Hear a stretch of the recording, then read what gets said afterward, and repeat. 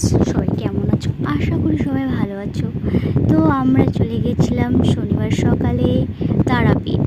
তো দেখো, সকালবেলা মর্নিং টাইমে 6টার সময়, আমাদের 6:15-তে আমাদের টিকিট ছিল।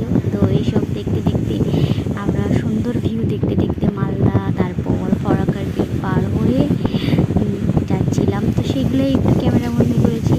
তো দিনের বেলা তো আমি ফরাক্কা দেখিয়ে দিই, প্রথমবার দিনের বেলা ফরাক্কার গেট টেট সব দেখলাম। আনন্দে উৎফুল্লিত হয়ে চলো মার কাছে পৌঁছে গেলাম। এই গেটটা দেখে একটু মনে শান্তি যে আমি মার কাছে এসেছি। তারপর দ্বারকা নদী দর্শন করে গিয়ে উঠলাম হোটেলে। সেখান থেকে ফ্রেশ ট্রেশ হয়ে চলে গেলাম মন্দিরে। তো আমি জেনারেলে যেতে পারিনি, আমরা ভিআইপিতেই ঢুকেছিলাম, কারণ নাহলে পুজো দেওয়া সম্ভব ছিল না। তো দেখতে থাকো।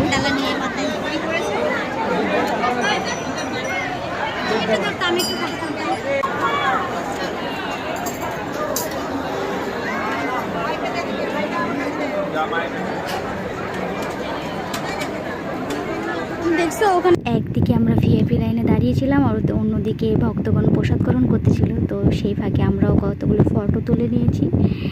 তো অনেক দিনের ইচ্ছে ছিল মায়ের কাছে যাব, ফাইনালি পুজোটা দিয়ে আসতে পারছি। তারপরে পুজো টুজো দেখে বাবার দর্শন করে দিকে ভোগ পেয়েছিলাম। জানি না কোন ভাগ্য ছিল যে মায়ের ভোগ পেয়েছি। তো খাওয়া দাওয়া করে সেটাই দেখাচ্ছিলাম যে দেখো অসহ্য, মানে অনেক অনেক ভক্তগণ সেখানে প্রসাদ নিচ্ছিল।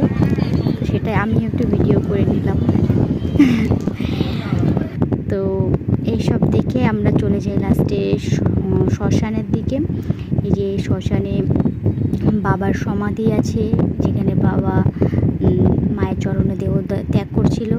এখানে মায়ের মন্দিরও আছে, এই যে বাবার সমাধি। আর এই সাইড বা সাইডে যে দেখলে ছোট ছোট দুটো ঘর, এখানে মায়ের পদচিহ্ন আছে। তো আমি সেখানে যাইনি, যেহেতু খেয়ে নিয়েছিলাম, মায়ের প্রসাদই খাইছি, তবুও কেন মন ছিল। পরে গান টান শুনলাম, তোমরাও শোনো।